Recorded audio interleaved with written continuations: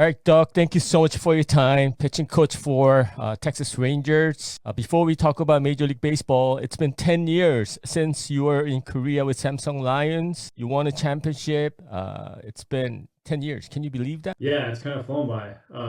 I mean, it seems like I still talk about Korea all the time. It still feels like I was just there, but so much has happened in my life, and even the KBO, and things have changed rapidly. Obviously, KBO is all over ESPN this last year, which was awesome to see. Yeah, it's flown by, but I still follow the KBO and Korea, so it's still going to be a part of me, for as long as I live. All right. What's your favorite memory with Samsung? I mean, obviously you guys won the championship, so that was a special year. Samsung's been going through some tough seasons recently, but you were there when the organization was having an awesome run. So can you remember your days with Samsung? Yeah, I mean, obviously, when the championship was amazing just to experience that. That was actually I won a couple minor league championships, but that was pretty special to be a part of that. Oh man, I have so many good memories there, but the biggest thing I remember is just the overall atmosphere of the games, and going down to Busan to play the Giants. That's always rowdy. Anytime you're in Seoul playing either Doosan or LG, when you get a good crowd at that stadium. But just the overall atmosphere. I remember my first game sitting in the dugout. I was in Seoul. We were playing LG, and just the atmosphere was blowing me away. I'd never seen anything like it. And I'll never forget just the passion of the fans, the music, the cheerleaders, just the overall life there in the KBO. Right. I'll never forget it. Right. Obviously, we need to talk about Hyunjung Yang. He's been one of the best pitchers in KBO.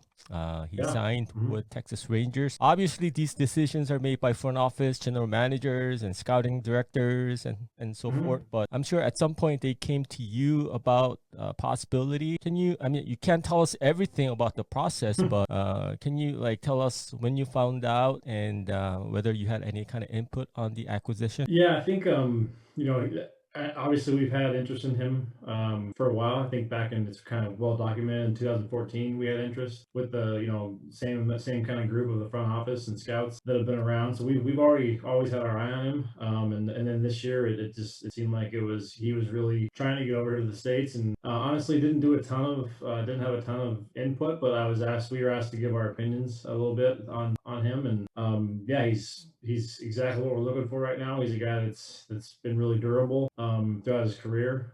He's pitched a lot of innings, and he's stayed healthy for the most part. He's got good command of his fastball, can move it around, and it's a fastball that's not high velocity, but it's a fastball that got some hop to it and got some high spin to it. And then he has good feel for his secondary stuff too. His slider and his changeup are pitches that he can put hitters away with. So that intrigues us. He can get swing and miss with that. And then there's room for growth too. We like his curveball. He hasn't really thrown it much to finish guys off with, or it's more of an early type pitch for him in the count, but we like it a lot. We think there's room to use that more, and then there's other areas that he can maybe make some small adjustments and get better. But overall, it just seems like a good fit right now for what we're looking for. So we're really excited to have him. Wow, interesting how you brought up curveball, because when we talk about Yang, we hardly talk about that pitch, but that's a pretty interesting assessment. Where do you guys stand in terms of starting rotation for the upcoming season? Yeah, our rotation right now is very, very fluid. We have a lot of opportunity. Outside of guys like Kyle Gibson, Kohei Arihara, another new free agent we signed from Japan. He's going to be on our rotation. You already mentioned Dane Dunning. He's a guy that's a rotation candidate. Mike Fultonevich we just signed recently, former with the Braves. He's a guy that we're looking to have him in the rotation and get him back on track.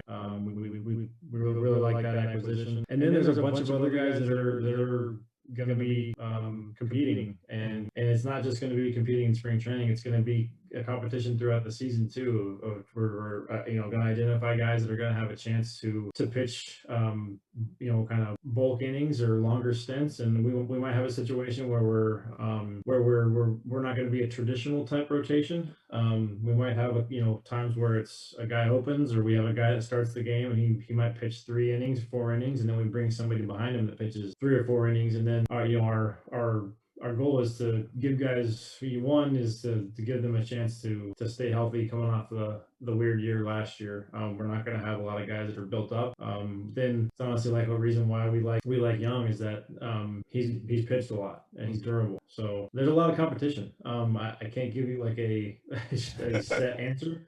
It could look 10, 15 different ways, however we'd like to construct it. But we want to see guys separate themselves and have good competition. And if we're having good competition, having to make tough decisions, that means we have guys that are throwing the ball well, and that's our main goal. Your experience as a player is very unique.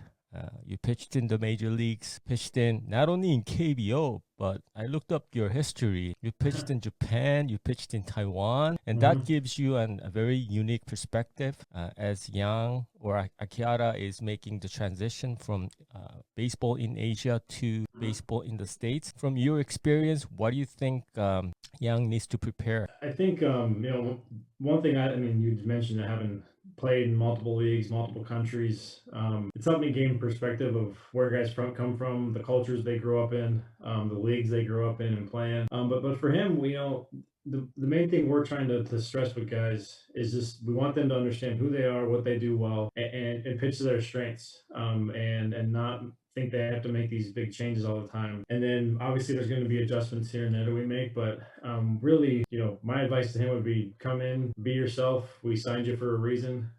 We're not going to ask you to do. We're not going to ask him to do a lot of different things. We want him to do what he's done his whole career and maybe just give him some guidance as he goes. And then there's things that him being in the States are going to be a challenge, just like me going to Korea, just daily life, just the culture, the way baseball is played, the way just the day-to-day life at the field. Interaction with the coaches is a little different than in Korea, not in a bad way. It's just different. Even little things like where you find food, where you can get stuff that you like to eat. And then finding teammates that you can communicate with and build relationships with, that even though they might not speak the same language, but he's gonna feel isolated. But he shouldn't, because we're all gonna be in this together.